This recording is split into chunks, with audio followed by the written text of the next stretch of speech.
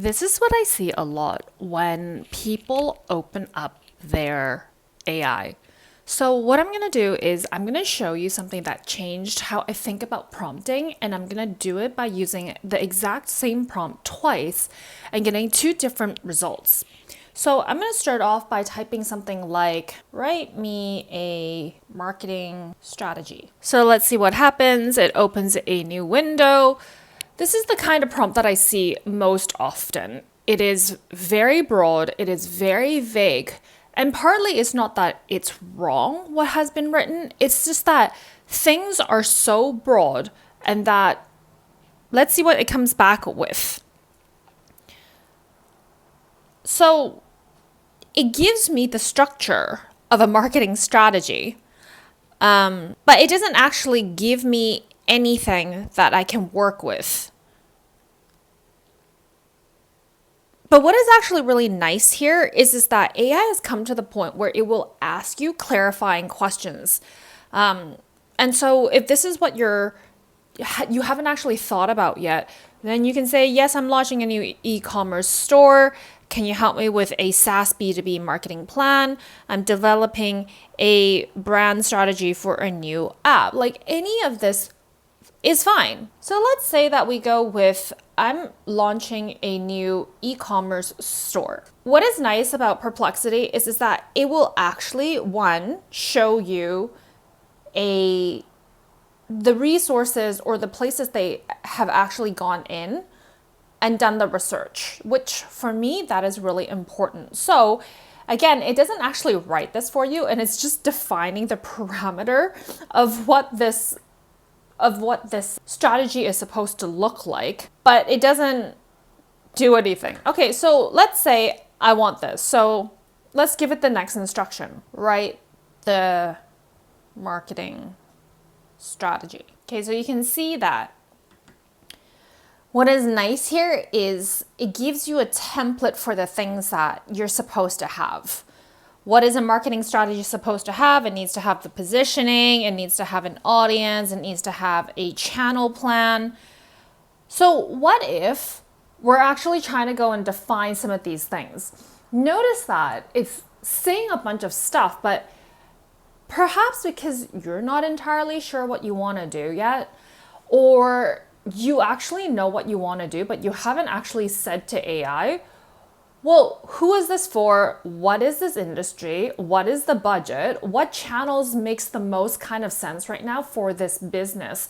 If none of those things actually exist, well, that's why it hasn't actually produced anything for you, because it physically can't do that. And then AI has now gotten to the point where it is so smart, it might not actually generate anything that is polished and meaningless for you.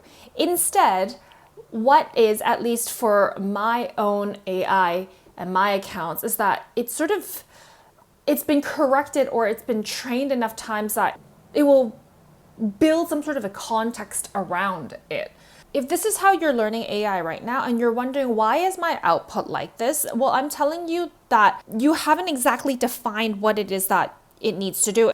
It's clever, because if we actually say, and it's helping you define, because it recognizes the fact that it does give you generic things. All right, so now that we've defined a few things, I think this is actually where we can see some of this kind of polished but generic, or polished but empty kind of writing. Look at this tone that it has. The brand should stand for. Well, you don't know that, because there's not enough information, even though it's helped you to find a segment. And let's say that the segment is eco-friendly home goods. But the truth of the fact is that I appreciate the fact that, it's done a bunch of research, and I can see that it's done a bunch of research, which is actually why I really like Perplexity. I found that it's just given me more accurate sources than some of the other AI platforms. But again, because I didn't do the due diligence of giving it any meaningful information. So then therefore, you actually have to now figure out what this looks like. And what I say by what it looks like, I'm saying that you now have to go and figure out the information that is accurate versus the information that has just been purely made up by AI. So in today's Substack, you'll notice that it'll say when you're quite vague, AI has a tendency to actually just write in those blanks for you, and you don't really want that. Also, if you're trying to go and build a new business and you're using something like this, like if we're focusing on this one section about the target customer, you don't know whether this is actually the real target customer whatsoever. The age of 28 to 45 is a massive range. Where? What country? Which city? Because people between what people want in their 20s versus what they want in their 40s are completely different. So, I think this is some of where we have to be really concerned or aware of the fact that AI has a tendency to sound like it's very, very confident and everything here sounds really, really good, or that it's a complete thought. But when you're sort of breaking things apart, you realize that this isn't helpful. This is another thing that isn't very helpful as well. Instagram, Pinterest, TikTok. Those 3 channels require 3 different strategies because they will require different methods to go and talk to whoever it is that you're speaking with. So that is another concern because you're asking AI to go and produce this marketing strategy. Not wrong, but there's a lot of gaps that have been presented, and if you're not aware that these are gaps, it might actually cause more harm than anything else when you are putting together a plan. Like, look at this. It's actually give you an entire launch plan. So yes, it is, I will tell you as a person who's done this, creating a wait list and publishing 5 to 10 social posts, that is not nearly enough in this super saturated market right now.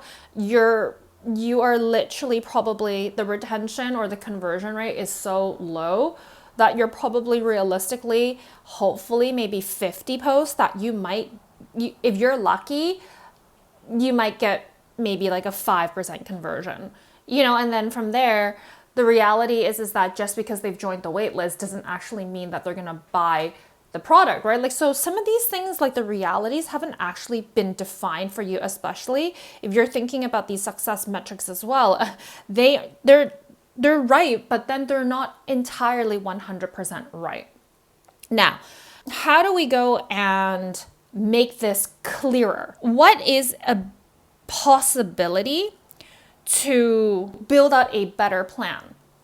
And you can see that Perplexity actually, I accidentally tapped this, but it can actually ask a much more specific question for you that it will generate something much stronger. So you can see that this is a much stronger prompt because it's very specific. It's saying that build a 12-month marketing and content calendar specific to an eco-friendly home goods e-commerce company.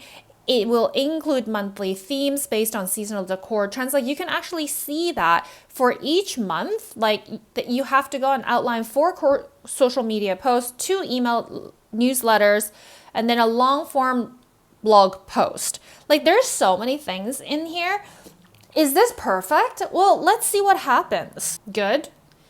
It's doing the research. So you can see that this is definitely something that's much more specific versus our first round when I had asked for it to give me a marketing strategy. And of course, we can now see that we're not entirely sure how this content strategy is going to go and play out. Meaning, how do we get started on something like this? Social media post, carousel on what makes home goods good for the planet. Okay. Right? It tells you to go and do these things. If you've never had to go and build your own marketing content socials, I will tell you that these will mean nothing to you and you'll be so confused by how to go and do this because it's super confusing. If you've never built a post before, if you've never recorded a post, you've never used the thing that you've built to go and record the post, and then you now have to actually record it within a certain time frame. Those are all restrictions that until you've actually done social media, you're not really 100% sure how this content is really for real going to help you. Again, it's not wrong, but you're going to have to actually specify this much more.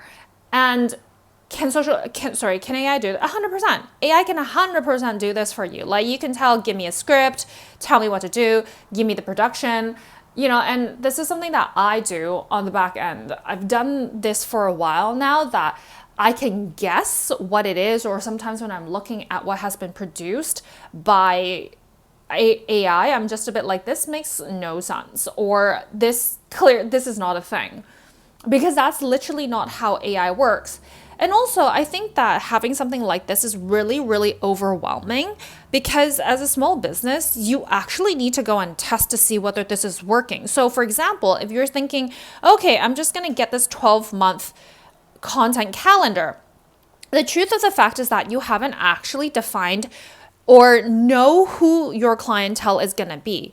And it might appear within your first 30 days of doing this that you might have identified a series of reoccurring consumers. But then now you haven't defined what that persona is. You haven't spoken to them. You haven't done all these things. So, I think like it's really important to recognize that this is a tool that's helpful. And it's as helpful as you make it to be. Again, I think we can actually make this even more specific. And you can say things like, what is the role that you're trying to go and fill in? That is the AI a content strategist or a social media strategist for specifically Pinterest, for specifically Instagram? Or are you actually trying to go and help you build context so that the next time you write about it, it's more specific?